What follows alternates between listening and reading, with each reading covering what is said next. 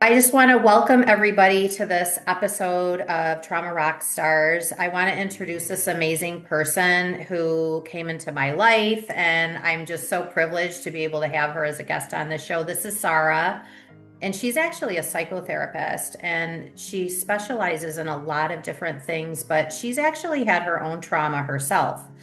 And we're going to talk about some pretty heavy topics today about sex addiction and how the effects trauma has on us. And I just want you to know that so your kiddos aren't around if you're listening to this. This is very much going to be adult content, but she's going to provide quite a bit of information from her research and her perspective on things. And welcome to Trauma Rockstar, Sara. Thank you, Tracy. Thank you so much for having me today. Okay, I'm very excited. yes, I'm so excited to have you on. Let's talk. Tell us a little bit about you. Tell the world, because I know a little bit, but tell everybody else. So, I'm a psychotherapist, and I also have a certification in sex addiction, which is a topic we're going to touch on today. I do work with clients who have experienced all kinds of trauma, specifically a lot of childhood trauma, childhood sexual abuse. I also do work with first responders with PTSD, but I do work a lot with individuals who are struggling with porn and sex addiction and love addiction. And I always say that the fact that there's a specialized certification in this area tells you how many people are actually struggling with this.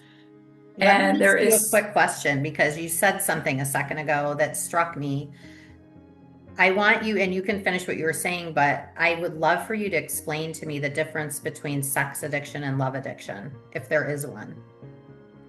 yes. So love addiction is more sex, love, and emotional Okay. addiction, versus sex addiction, which is usually pornography, could be acting out with escorts or sex workers, massage parlors, Mm-hmm. OnlyFans, that type of, Mm-hmm. um, I guess, acting out that Mm-hmm. that sex addicts might do. Um, it's usually about a transaction, some sort of transaction. And I Okay. always say that any kind of sex addiction is actually an intimacy disorder. Mm-hmm. And I can talk more about that after, but that's really what sex addiction comes down to. Okay. Do you find that sex addiction is predominantly more in women than men or vice versa? Mostly men that I've worked with. There are Mm-hmm. women who definitely struggle Right. with sex addiction, and love addiction.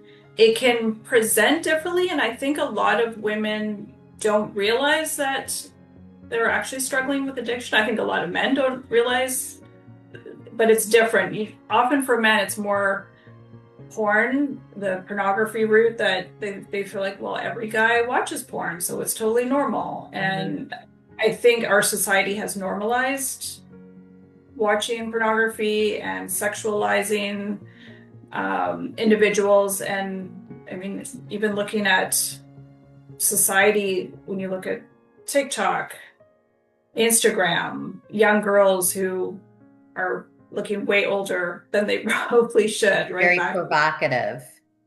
Yes, yes. So a lot of men, a lot of sex addicts, when they're in their um, working on their sobriety, the last part that they really struggle with is objectifying and sexualizing women. So that's, they struggle with being out in public. They struggle with, Oh, no. I live in Canada, so come spring, when people are wearing less clothing, they tend to really struggle. Mm. Going to the beach, being at the gym can be very, very difficult for them, and for a betrayed partner, because it's very triggering too. Is sex addiction and love addiction hereditary? I would say no to Okay. that. Um, I think addiction is, I guess it would be I don't want to say a learned behavior, but if you grow up in a house with a parent who's an addict, whether it's an alcoholic, drug addiction, sex addiction, there is a higher chance because that's trauma. So if you've had that early exposure, there's a much higher chance. It's kind of a learned thing. Yes. Is Yeah. most sex addiction and love addiction linked to trauma? Yes, the numbers are really, really high, actually. It's quite disturbing when you think about it. So 97% of people with sex addiction have had emotional abuse during childhood. 72% have suffered physical abuse, and 81% have experienced childhood sexual abuse. Oh my, 81%. Yes. Okay, I'm just gonna throw out there. I'm a 15, 16-year-old boy, and my friends are watching porn. I start watching porn. Is there a fine line between just watching it occasionally to becoming an addiction, or is it something that you just shouldn't even go there? Based on what I know with this work that I do, I don't think it's healthy. That's my point of view. I really don't. There are dangers to watching porn. Porn is very addictive because you're getting a dopamine hit. So there's the escape part of it, but there's also the dopamine part. So if you think of sugar, gambling, video games, pornography, it's easily accessible. It's very quick, and your brain wants more of it because it feels good, right? The other thing too is there are links with ADHD and porn addiction and and video game addiction. So I won't get into the whole scientific part of it, but it's worth researching. If there are parents out there who are listening to this or watching this, I encourage you to monitor your kids' use of their phone or being on devices, because a lot of parents say, no, my kids wouldn't do it, or my partner wouldn't do it, but it's actually a lot more prevalent than you think. And it's a false sense of intimacy and what 100%. and what a woman really is. I mean, let's face it, women don't really look like that and act like that. Well, and not only that, but a lot of these women are on drugs. They're underage. They're being trafficked. This is what I educate my clients with, because it's not what you think, right? It's not all rosy. The other thing too is if you are an addict, so that means you basically, you're keeping it a secret. You can't stop. You don't want to stop. You are struggling in your relationship.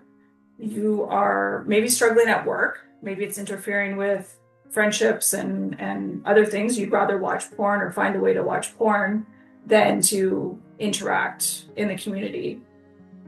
And that's a sign that this is a problem. And when I ask clients, well, if I ask you to stop watching for 30 days, it's like sheer panic. I can't do that. Well, that tells you something. Right. Do you find that people, they really have a hard time identifying that this is one of the key ingredients to the problems in their relationships and their life? Yeah, I do a lot of psychoeducation on, going back to the dangers of porn. So it can escalate. So a lot of people will watch porn I call it the vanilla porn, right? It's sort of your traditional porn. Like a gateway porn drug. Right, exactly. And then suddenly they're watching types of porn that they never imagined that they'd be watching. Then there's some people might go down a slippery slope of watching underage porn, which has a whole other implication, right? Because then there's a legal issue and you don't want police showing up at your door. Right. And then it can escalate to you need more. So now you're basically numb, you're desensitized to the porn that you're watching. So now you start chatting with people. You're like sometimes people will reach out to sex workers, or they'll end up driving by massage parlors, or they'll, end up on dating sites, even just Mhm. hookup sites. Yeah.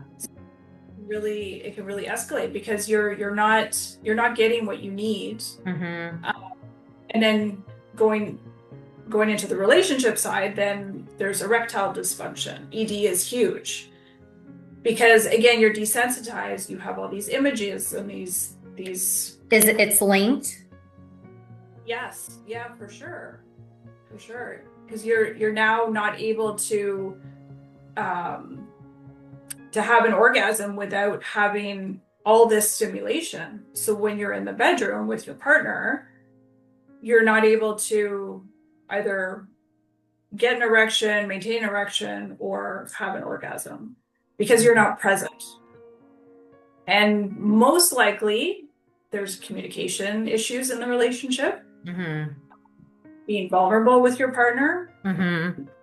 with your partner, and that's where the betrayal comes in when the partner finds out about your addiction, which is a whole other trauma. Betrayal trauma is a real trauma. Yeah, and I find like I can think of a couple people just off the top of my head that I know these guys watch porn all the time and they're single and they're Mm, probably going to be alone the rest of their lives because it's a false sense of reality. yes. Do you find that um, people that do have sex addictions, and obviously you said 81% have been sexually abused at one point, so there's a lot of shame in that. Do you Mhm. find that when they are talking about this and realizing they have a sex addiction, A, that there is shame there, but B, that it's hard to admit that there's a problem, because it's so hard to like look within. Yeah, shame and guilt go with any addiction, but I Hmm. feel like there's a different level of shame with this addiction. This is Hmm. just from my perspective, my point of view. Um, the addiction cycle is there's a preoccupation, there's ritualization, there's a compulsive behavior, and then the shame and guilt kick in. Hmm. Um, but then it's kind of like when if you're trying not to eat sugar and you decide to have ice cream, you might feel, if there's a food addiction, you might feel guilty, you might feel shame after. So then you might think, well, I might as well have that bag of chips after, So I right? do Because have you an ice cream addiction, just so you know, and there's no shame that comes with that. well, that's okay. I'm That's like, did that's you just talk to my boyfriend because you're bringing up ice cream? well, sugar is very addictive, Sugar. right? And the more you eat it, or the more you eat it, the more your body wants it. Same thing with salt. Exactly. So Yeah, no this is sugar. the same thing with porn. Yes. And so a lot of people will think, well, I'm already watching it, so I might as well keep going. Hmm. Um, because that feeling of guilt and shame, it just feeds itself. It's like the Hmm. sugar addiction or Coke addiction or alcohol Yeah. or gambling, right? You get that high, you get your dopamine hit, you feel really horrible after, Mm. and you want to feel good again because addiction is escape from unprocessed trauma. And the reason I do this work is because I've actually been a betrayed partner. I experienced a horrible betrayal with a sex addict. Um, at the time, I didn't really understand what it was, and I didn't get the support that I needed. It was, I lived with it alone because there is so much shame, even for the betrayed partner, Yeah. which is horrible. Um, it can be really devastating. It can really destroy people and families. Hmm. Does it But affect people? You said it affects even people's work. yeah, absolutely. Because if you are spending more time on your addiction, whatever the addiction is, then You're likely not present when you're at work. And now even worse with cell phones. Yeah, it's so accessible. Right? And people are already addicted to their phone, let's be Mm-hmm. honest, right? Yeah. Between social media and, yeah, it's awful. I would say that it's nice to have the convenience of a cell phone, but it's really one of the worst things I think that ever happened. It is. I'm so Because, glad we didn't have them growing up. yeah, no, life was simple, right? Yeah. You back in the day, it was very different. And I feel for the younger generations because it's not easy. Do you find with people that you're working with and there is a history of sexual abuse that you really need to hone in on that first before it's kind of like, peeling an onion kind of thing? Do you find that Yeah. that's like the way you kind of have to approach it? Yeah, I always say you have to address the trauma. You have to Yeah. process the trauma. Otherwise, the chances of relapsing are very high Mm-hmm. because you're really just putting a band-aid on it, Yeah. right? You can go to SA meetings or SAA meetings and put porn blockers on and give your debit card to whoever and there are accountability apps. There are all kinds of ways to help keep you sober. But if you don't address the core issue and really dig into that trauma, as hard as it is, it's going to be very challenging. I think too, I'm trying to just relate to growing up and being younger, like you said, millennials nowadays too. And I feel like there's so much pressure, and I could just hear, don't be such a prude. Don't be such Yeah. a prude, making people feel bad because they feel uncomfortable with things Yeah. and stuff like that, putting additional pressure on people. And now there's OnlyFans like you mentioned Yes. earlier. It's Yeah. everywhere, and it's a multi-billion dollar industry, Yeah. and it's a sickness. It's like a cancer. And again, it's so accessible. It's in our faces all the time, Mm-hmm. right? Like people have to be people who are trying to stay sober have to be so mindful of what they watch, deleting social media from their phone, making sure, when you're on Netflix, you can see in the top left corner, it'll say sexual content or Yep. nudity right? So they can't watch that stuff, Mhm. especially if the betrayed partner it has set a boundary that's not okay. It's not Yeah. going to be helpful, right? It's, it's funny because I was thinking about that because like you just throw on a Netflix movie and I didn't even think about that. Like there might be Yeah. sex scene or nudity or whatever. And I never thought like this, it's got to be so hard because it is everywhere. Like we walk out, we go to the grocery store, we don't have drugs in our face. We don't have, alcohol is, we can buy alcohol Yeah. if we need to, but you turn on your TV and there's sexuality, nudity everywhere. Yeah. And like you said, it's just normal, right? And then people are meant to feel like there's something wrong with them if they call out their partner on it, but it's not healthy because most likely there's an issue with vulnerability in the relationship. Most likely there's an issue with lack of communication. So if you're not able to be honest in your relationship, you're not able to be vulnerable with your partner and really talk about all the uncomfortable things, you likely struggle with some form of escaping because you're not able to have that ideal Mm-hmm. healthy relationship, right? So a lot of people who suffer trauma as a child, they're often not heard in their household, Yes. right? So if you're not feeling heard, you're not going to be vulnerable with your partner because it doesn't feel safe. Mm-hmm.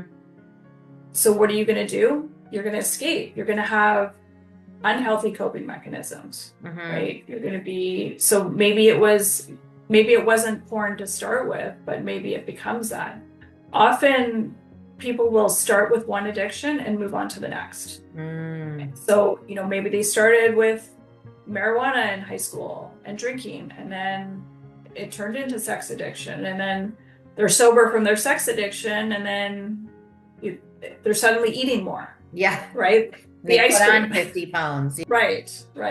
Yeah. So it's, If you meet somebody and all of a sudden you find out this person watches porn all the time and Playboy, whatever. I don't even know. yeah, Is Playboy even still a thing? I don't even know. I don't know. But whatever. I'm just throwing stuff out there. And Yes. you meet somebody like that should be a huge red flag, it sounds like. 100%. Yeah. Yeah. And if you're with someone who's keeping secrets, lying to you, Or what if lying they're by not keeping it a omission, secret? It's still a red flag, or right? not keeping a secret. Yeah. Yes. Yeah, for sure. But then also, yeah, I guess if they normalized objectifying and sexualizing strange women, is that healthy? Is that an ideal Mm-hmm. situation? Is that, if you're raising daughters, is that going to be, or sons, is that going to be, Yeah. Then you're teaching them that it's okay? Right. Because that often happens. Like a 9-year-old stumbles across their dad's porn, so they're exposed at a really early age. Mm-hmm. Or yeah, maybe it's my dad watched porn all the time. He always had it on TV. Well, what's going to happen to that child? Yeah. Right? It's going to be normal, and then, well, normalized, I should say. Mm-hmm. But I feel that happened to me when I was probably 7 or 8 years old with my cousin, and we're up in the bedroom, and my aunt could hear us up there giggling. We had the door shut, we were in a room. They could hear us up there giggling, like two little girls do. She walked in the door. We found my grandfather's porn, and we were playing the videos. And we had no idea. We were, talk about traumatized at 8, yeah. And she was appalled and, told my mom. And it was just completely like, that was my first exposure at a young age. And that's young. And yeah, that's very young. I was probably 7 or 8 years old. And, yeah. And they, this is back in the 70s. They had no idea. Like it was never talked about. Like they were just as embarrassed as we were. But they never talked to us about it at all. Yeah. And because they were embarrassed and ashamed and everything. And I mean, do you find that if you find yourself in a situation like that, where a young child, you need to hit it head on with them and talk to them right away, or get help to talk to them? I think it's healthy to talk to your kids about, again, this is my point of view.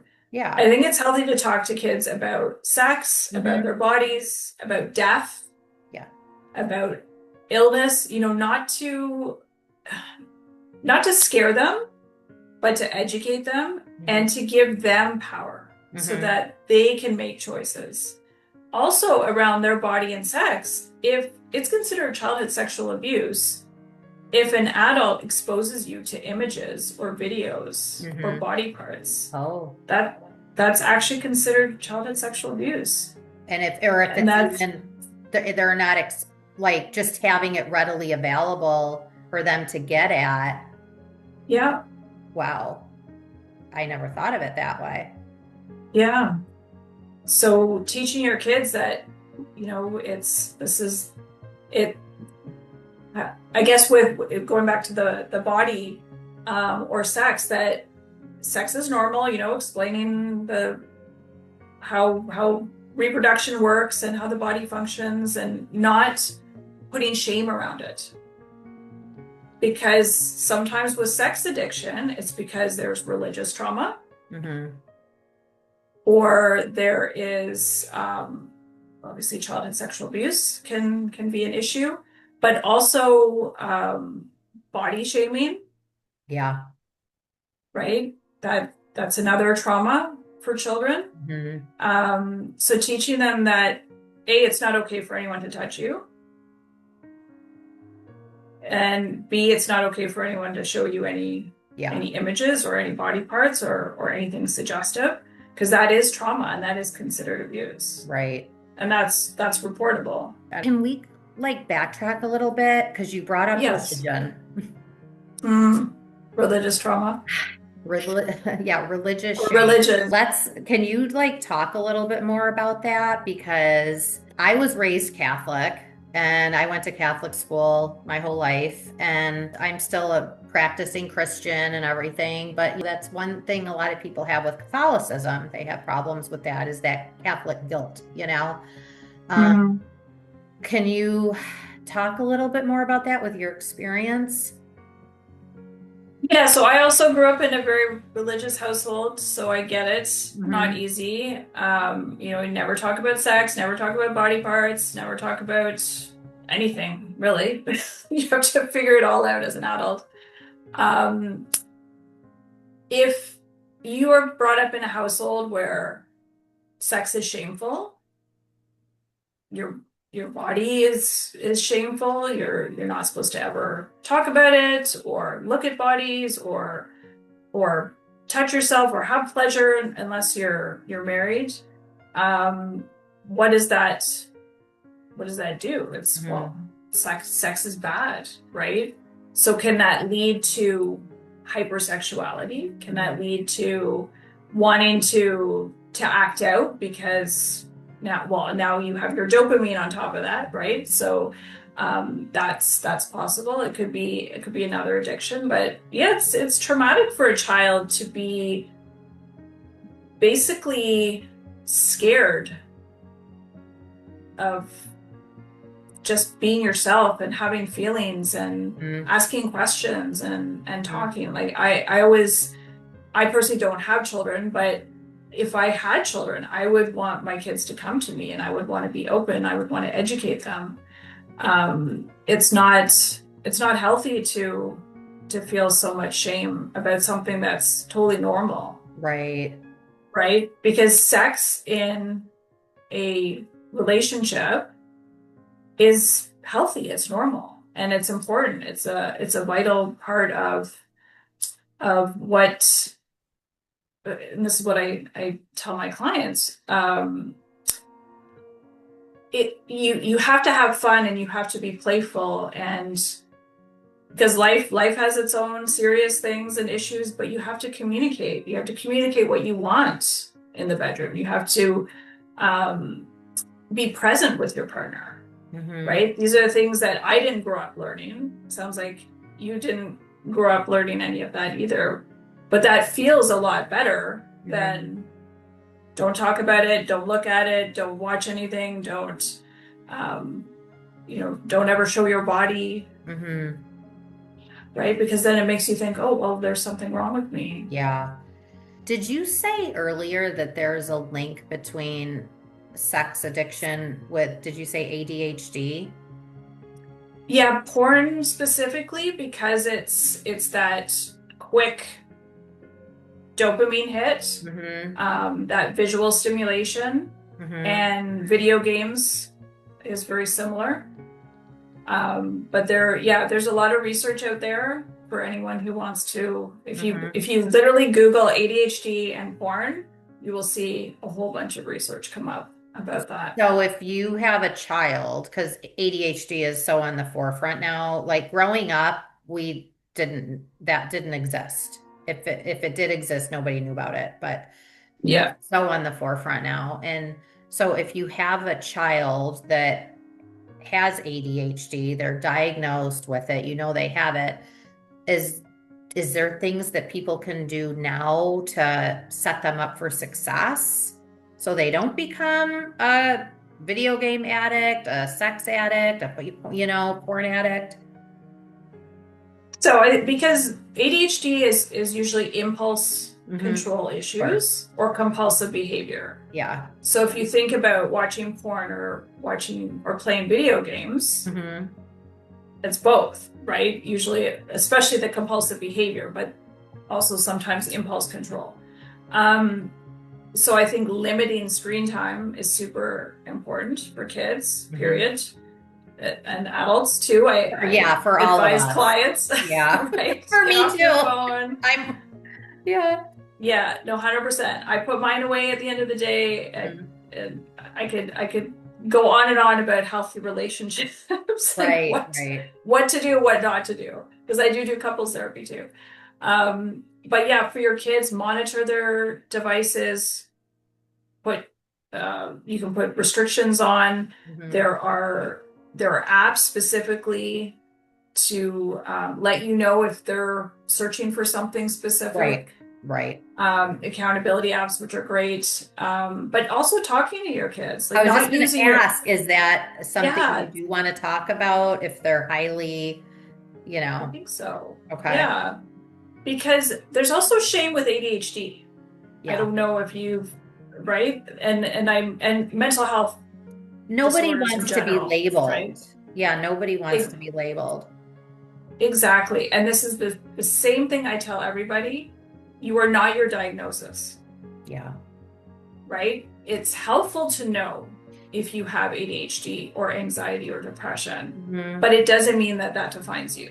But I think it can be helpful because there's a lot of people who lived with ADHD their whole lives Hmm. and they were told they were lazy or they felt that they weren't smart enough. Hmm. Meanwhile, they were struggling with ADHD and they weren't getting the help that they needed. Hmm. So if you have kids with ADHD, absolutely talk to them. Say, hey, this is something to monitor. Let's limit screen time. Doesn't mean you can't play your video games. Right. Just But boundaries. yeah, I think it's a lot healthier that way. Is it important? I'm just thinking about these kids because is it important that for like boys versus girls that have ADHD, is it more beneficial for the same sex parent to be having these conversations with them, for them to be more comfortable, or does it not matter as long as I the don't think it conversation? matters. Okay, because there's a lot of single Yeah. parents, so that's why I'm wondering, as long as you're opening the dialogue, it doesn't really matter, you don't think? Oh, because I think again it goes back to open communication with your kids, teaching them what is okay and what isn't okay, what is Hmm. healthy and what isn't healthy, and for them to know that they can always come to you, Yeah. right? Because you don't want them to have that trauma of not being heard, Hmm. right? Exactly. Yeah. Because I always say they need to feel safe, they need to feel heard, they need to be validated, they need all the warm fuzzy, Hmm. right? They need the love and affection. And that's what is a healthy that for brain development, that is healthy. If they don't have those things, they'll likely that's childhood trauma. Hmm. So they're going to struggle in relationships. They're probably people pleasers, um, probably not able to say no or set boundaries, Hmm. and then maladaptive coping mechanisms as well.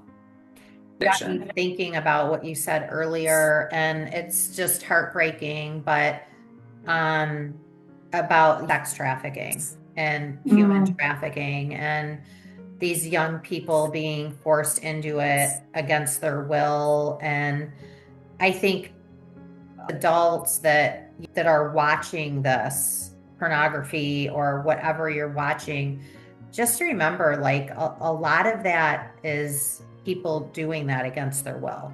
It's Exactly. it's not these porn stars. That's not necessarily what you're watching, and they've gone through extreme trauma too, Yes. and like you said, are on drugs, and they're not doing this because they love it. Deep down, they've got their own trauma that has pushed them into the industry or were Yeah. forced into the industry at a young age against their will, and maybe just it's all they've ever known. So just Yeah. remember, like, humanize these people that Yes. you're watching. Yeah. No, absolutely. And you said it perfectly. And that's what I teach my clients. When you objectify and sexualize and fantasize about a woman, first of all, she didn't consent to it, Mm-hmm. right? A woman on the beach or at the gym, she likely didn't consent Oh to my gosh, it, the gym clothes nowadays, and right? I live in Florida, and when you go to the beach, everyone's in thongs. Right. And that's what they've chosen to wear, but it doesn't mean it's okay Yeah. for a man or another woman to objectify them. Um, and so I always say, think of them as your mom, your sister, your best friend's wife, whatever you want to think about, but think of the shoulders up, right? Like make eye contact, humanize them. They're human. There are different strategies that you can use Hmm. to try to work through that objectification because they're what we call the categories of looking. So I always tell clients you've got 2 seconds and then you have to distract yourself, right? Okay. Because then they're going to go into fantasy and then it's whatever happens after that. They could be heading for porn So it's or not the acting five out. second rule, it's a 2 second rule. It's a 2 second rule, Do yes. you do you find that the more they practice this, the better they get at it and it becomes more of a habit? Or do you find it's just always there? I think it's very challenging for anyone who is an addict. Even if they've been sober for a year, they're still an addict.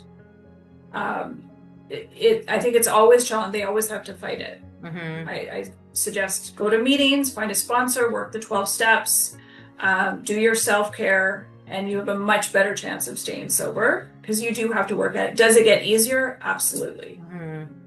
I think it's like, well, it's like going off sugar, right? Once your brain isn't getting that sugar and you detox, because there is a detox period, just like from your phone or anything else, then it's way easier. It's hard for couples to recover. It's very challenging. We say 2 to 3 years before the betrayed partner will be able to trust again. Okay. And Will they it's ever a lot of fully work. trust again?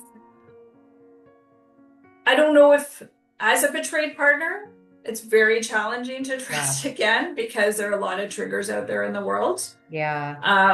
And because of that PTSD, right, from the betrayal, it's very challenging. But can you move through it? Can you work through it? The addict has to do a lot of work in terms of repair. I always say a betrayed partner needs to do their work in terms of understanding the the the addict's actions, but also healing yourself Hmm. and maybe even understanding why you're in this relationship, Hmm. right? Because we may have chosen somebody. I'm not saying everybody, this is just my point of view, but like looking back for me, today, would I have chosen that person? Absolutely not, because I'm in a much different place. I've Right. done a lot of healing. I've, I've experienced sexual abuse. I've experienced Yeah. betrayal trauma, religious trauma, all Mhm. kinds of childhood trauma. Right, right. So it's a process, but couples can pull through. Absolutely. It's got to be so much more of a challenge for somebody that is in a relationship versus somebody that's single because you've got somebody else now on the line with you on the Yes. and I don't think that ultimately anybody wants to. I don't know. I don't think people maliciously want to drag their partner down with them. Maybe they do. Maybe there are some like assholes out there that are like that, but it's got to be so much harder when you've got that partner with you that you're trying to get through this with, but you also have this other whole layer of that relationship getting back on track and building that trust. It's got to be very overwhelming. I think that's a really good point that it does make it easier if you do have a partner. a partner who stays with you and supports you, even though they're going through their healing, because there's more accountability. Okay. Oh, okay. So I was saying that I thought it would be easier if you didn't have a partner and you just had to worry about yourself Oh, yeah, I think versus it's easier having if the you partner. have a partner. Okay, I because think you've it's got easier that if you do. support. Yes, and also accountability. Usually, most of the time, people will seek help when they've hit rock bottom, Mm-hmm. right? When they're going to lose everything. Yeah. They're going to lose their wife or their husband and their children and their house and everything, right? But if someone is single, they might want to feel better for themselves and any future relationships, but they don't have anyone who's there waiting in the wings, right? There's no one that they have to report to. Yeah. You know, when I say Extra report, level of accountability, like you were right, saying. right. But because I'm just thinking, like, people listening to this, they're like, oh, this, my wife, my husband, my partner, even, gay relationships and things like that. I could see them thinking, well, I can't take the chance of losing them, being scared to take that next step.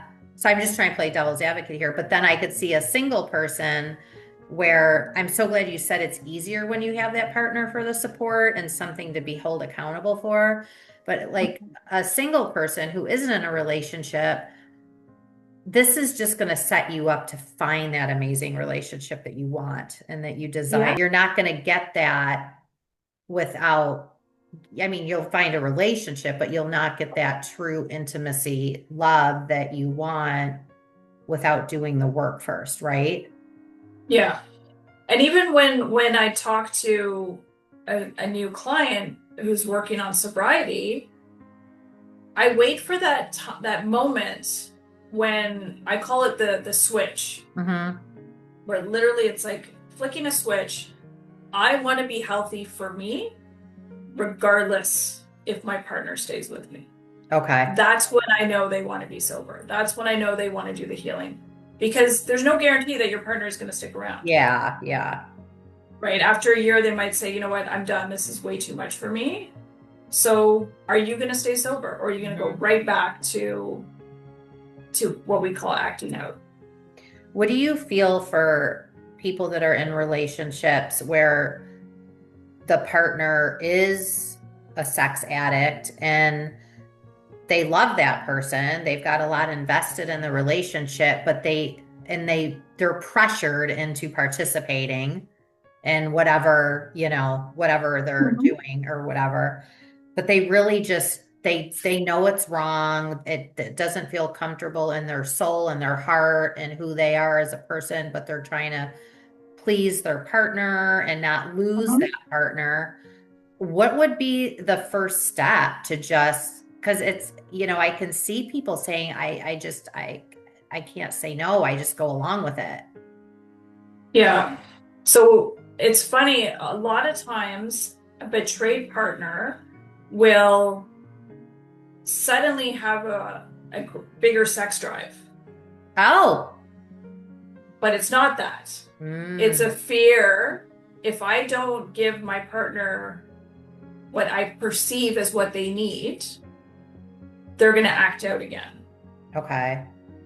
So I think what happens with a lot of people, whether man or woman, in a hetero or gay relationship, is that if you're in a relationship and you're not setting boundaries and you're afraid to say no, and you're afraid to use your voice and to be vulnerable, and you do things that are not actually what you want to be doing for whatever reason, your values or Mhm. beliefs or what's comfortable for you, then that's on you to do some healing and be better at saying no and setting boundaries. So just start with yourself first and figure out, do some work, maybe get some help, figure out Yes. why, and don't beat yourself up. because I don't want, like, I would never want somebody to feel ashamed for not, you know, doing what there is authentically in them.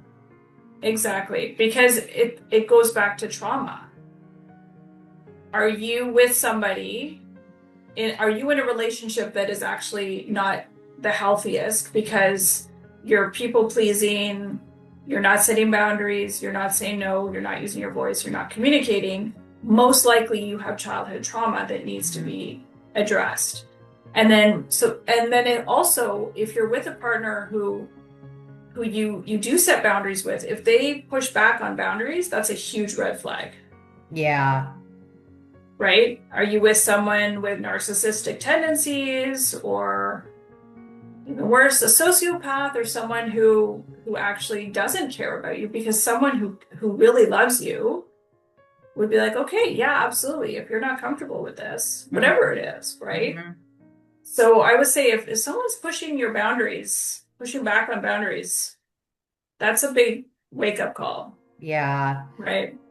And it's got to be so scary. It's to be For in that, and sure. especially if there's families and children involved, it's got to be so horrible. But to just start with yourself first, and you can do it Yeah. gently and privately, just start, doing some inner work, I think is going to be really helpful for people to hear that.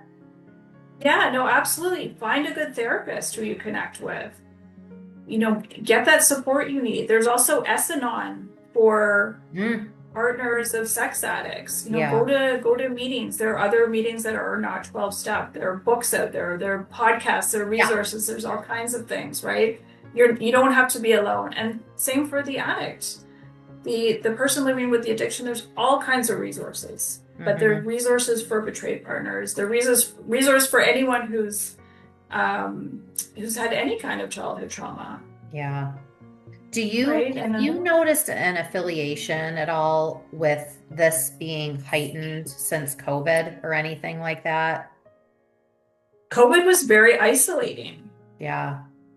right? So people like they say now that being lonely is worse than smoking, Oh, being do alone. they? Yeah, that's the new research. It's actually worse in terms of your mental health or your, I think, physical health too. Yeah. So if you think about how isolating the pandemic was, Hmm. and then what are you going to do? You're probably drinking more, eating more. I know I was drinking more wine. Well, yeah. I Um, mean, we were right, home all the time. I right. mean, it was right there in front. We could get it delivered. Exactly. And then talk about ice cream and all Yeah. kinds of other things, right? So yeah, very challenging for people. And then there's that stigma around mental health, like people not asking for help, people not doing therapy. If you have benefits with work, use your benefits. Go to therapy. There I wish that there wasn't shame around struggling with anxiety or depression or addiction or any other Mhm. disorder, I because think, it's yeah. life is hard as it is, right? It is. And I think I've talked to quite a bit of it, ex-addicts on this. And I think just facing it head on and losing that shame stigma, because Mhm. the biggest thing, and it does, like addiction, it tears families apart. It doesn't have to though. But I think if people just aren't ashamed and look at it more of like, I'm trying to better my life, my family, and be the very best person I can be for what I'm giving the world. If you look at it like that, maybe it'll help a little bit versus everybody's ashamed of something, Yes. and I hate for people to just keep but I think for people to know they're not alone, there's help out there for them, but to lose the shame piece of it Mhm. would probably be so helpful for people to kind of take that next step. Like, I don't want to say there's nothing to be ashamed of, because like I said, we're all ashamed of something. Shame is shame, but you're stronger than the shame. And shame with everybody, I would say it's the hardest one. It's the hardest one. When you're sober and you've talked through a lot of the childhood trauma and the addiction, that shame, it just sticks. It's very heavy. Mm-hmm. It's really, and especially if you grow up in a household where there was a lot of shame, Yeah. And right? depending on like male and female figures that you had in your life to learn from or not learn from, that you maybe you pick Mm. up these habits from and things like that, you kind of have to. One thing I'm learning more and more is how people bring this generational trauma.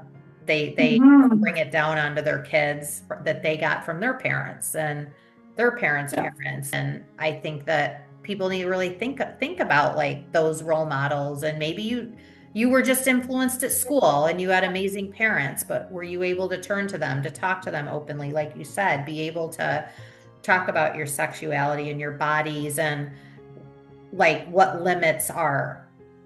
Mhm. Especially like my mom's a teacher and she said the middle school kids are brutal. Like they're way worse than high school. And Interesting. I don't know if it's because middle school is like when your hormones are really starting to rage and go crazy because you're going through puberty. I don't know what the correlation is, but I have other friends who are teachers too, and they say middle school is brutal. It's way worse than grades, 10, 11, 12. Yeah. Well, that's scary because you wonder, are parents teaching their kids? I think they're leaving it up to the schools. Like we had sex ed in school. I don't know if they even still have that. I think they're leaving it up to the schools. I don't know. Yeah, and I think it's up to the parents. It should start at home, right? Home Yeah. should feel safe. Home should feel like you can go to either parent, or if there's one parent, that you can go to your parent, Mm-hmm. your caregiver, and feel safe asking asking for help, talking about issues. Like I asked my clients, uh, who did you go to, and what was it like? When you were upset when you were little. And for some people, there was nobody. Yeah. What would you say? Because I know we're coming on the time, but what would you say to somebody who is in that relationship and they want to start having that communication with their partner and say, without you don't want to push them into a corner, but just say, I think you have a problem. I think, there's an addiction here that we should talk about. Like, how do you handle that gently enough where they're not going to fly off the handle and, you know, go nuts? If they have an addiction, there's a good chance they're going to gaslight you, they're going to deny, they're going to maybe fly off the handle. Hmm. But I love the way you approach it, saying, I think that there's a problem. I think something, maybe you should go to a therapist who specializes in this and see what they Hmm. say. They're and be honest with them if you don't want to be honest with me. Hmm. Maybe suggesting that. But it's not easy to live with someone who has any kind of addiction, because there's always that fear of, what else do I not know, or what's going to happen next, or you know what what is life going to look like, that Hmm. fear of the unknown, because it's so out of your control. Hmm. It's like, the saying, you can lead a horse to water, but you Yep. can't make it drink, right? And that's really what it comes down to. So that's why it's usually rock bottom. Things have gone sideways, someone's been arrested, um, Yeah. partners found something out, police show up at your door. I don't know. There are all kinds of scenarios that could Yeah. happen. And that's when you hope it doesn't get to that, but it can happen. So I urge those difficult conversations. At least to start them. So if it does get to that rock bottom, at least it's the conversation has happened. Like you've already Yes. talked about it. And I feel like I'm just trying to put myself in a partner's shoes. And it's got to feel very lonely. You've got to feel Very. very alone, even though you're in a relationship. You've got to feel very alone and scared, and how to, walk kind of tiptoeing around, walking on eggshells. Yeah, absolutely. I mean, the the isolation, the shame, the helplessness is really horrible. I've lived it, so I can speak to it, and Yeah. it's not a fun place to be. Yeah. Anyone's listening, and no matter what side of it you're on, just be kind to yourself, be gentle to yourself. Mm. There's sources out there that can help you. You're not alone. I think we put too much pressure on ourselves and judgment on ourselves, when, as long as you're trying to be the best person you can be and improve in areas, then that you should be just giving yourself a big hug for that, and not be too hard on yourself with everything. Because I think that's the hardest part, is just people, the shame, it makes you crazy. Yes, yeah. I bring up self-compassion several times a day Mm-hmm. because I think that we don't have enough of it for ourselves. And you're right, it really does start with loving ourselves, or even I would say start with liking yourself. Mm-hmm. If you can't love yourself, at least work towards that, have some self-compassion. Because that's the first step. Mm-hmm. Well, this is all really informative. It's horrible that this is all linked to sexual abuse and trauma. You hate to say that you don't want anybody to have to go through these things, but we do. I mean, it's Mhm. horrible that how many people have been through some kind of trauma, and this is their drug that they Yeah, turn to for it. Do you provide virtual services for people? I do, yes. Can you tell everybody like how they can get in touch with you? Yes, I do have a separate website and business that is more of a coaching, so Mm-hmm. that it doesn't tie in with my therapy Yeah. side of things. So it's actually Intuitive Healing with Sara Okay. is my coaching business. Perfect. And yeah, thank you. And that you can help people along on a more coaching level from all over, Yes. versus Yes. Anywhere in the world. Yes. where your psychotherapy would just be in Canada. I think that a lot of people are going to be interested in this. I think a lot of partners are going to want to listen to this to help guide them through next steps, maybe in their journey, if they are involved with a sex addict. Um, but it sounds like it's just addiction's addiction. Whether it's the same it's the same way of healing, right? Yes. Yeah. Because there's triggers everywhere. It doesn't matter what you're addicted to. Absolutely. Yes. And like I said too, sometimes it's multiple addictions at the same time, or you move from one addiction to the next. So if you haven't done that healing, if you haven't processed your trauma and developed really healthy coping strategies, you're always going to be looking for something to escape into, Yeah. right? Yeah. Oh, well, Sara, thank you so, so much. This has been amazing. And you're officially part of the Trauma Rockstar family. You're a rock star. Thank you. So Thank I'm you, just Tracy. the content on this podcast revolves around personal life experiences and is meant to serve as a learning tool. I am not a certified therapist or medical expert. This podcast doesn't offer medical, psychological, or professional advice. If you're curious about your mental or physical well being, feel free to reach out to a licensed healthcare professional for assistance.